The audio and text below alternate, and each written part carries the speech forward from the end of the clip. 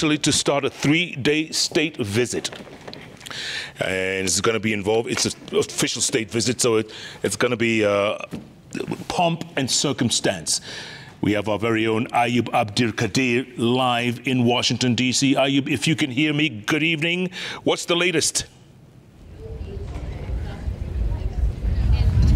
Good afternoon, Jeff. Live from Congress, where President William Ruto behind me is holding talks with members of the Congress and headed by the Speaker, that is Johnson here. Earlier in the morning, he did touch down at Joint Base Andrews here in Washington, D.C. and was received by the First Lady, Dr. Jill Biden.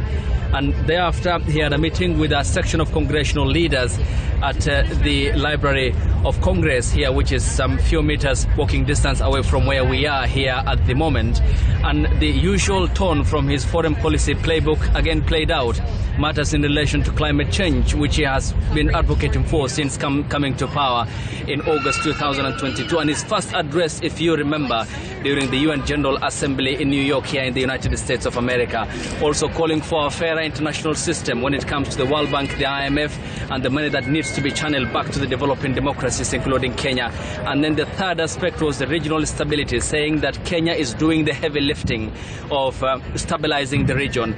But that isn't going to be the main agenda, which may likely feature in the talks between President William Ruto and Joe Biden tomorrow at the White House here in Washington, because the mission to Haiti of the National Police Service is big. America at the moment is preoccupied by the war in Ukraine, the war in Europe between Russia and Ukraine, the situation in Gaza, and also what's happening between China and the United States. Therefore, it is increasingly looking out to partners, including Kenya, and therefore the commitment in terms of the finances for the National Police Service in Haiti.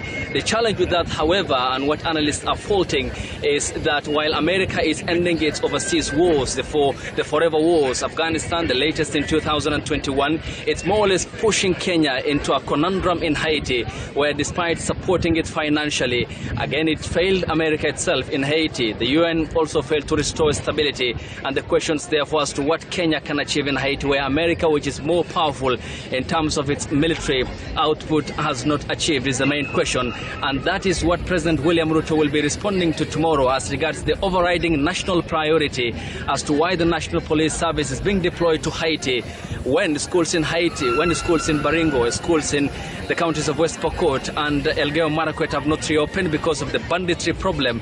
And therefore the question of priority and where that needs to be, despite the deployment that the Kenyan government is undertaking to Haiti. Not forgetting, of course, what's going to be also unfolding in the arena, as the talks are also expected to be revolving around healthcare, education, and also in the fields of ICT and technology, the connectivity that young people are very much depending upon in terms of making an income. And that is the conversation that the president had this morning, a likely carryover tomorrow to the White House when he meets President Joe Biden and talk about extensively as much as Kenya is at the moment seen as the anchor state in the region by America. But there are stopgap measures as to the fears of what we may end up achieving in Haiti, and the likelihood of Kenya being seen as propping up a dictator to some extent and to some sort, because findings from the UN and other agencies and bodies have found out that most Haitians, a large majority of them, see the gangs who are operating there as liberators and may view the National Police Service and the multinational police setup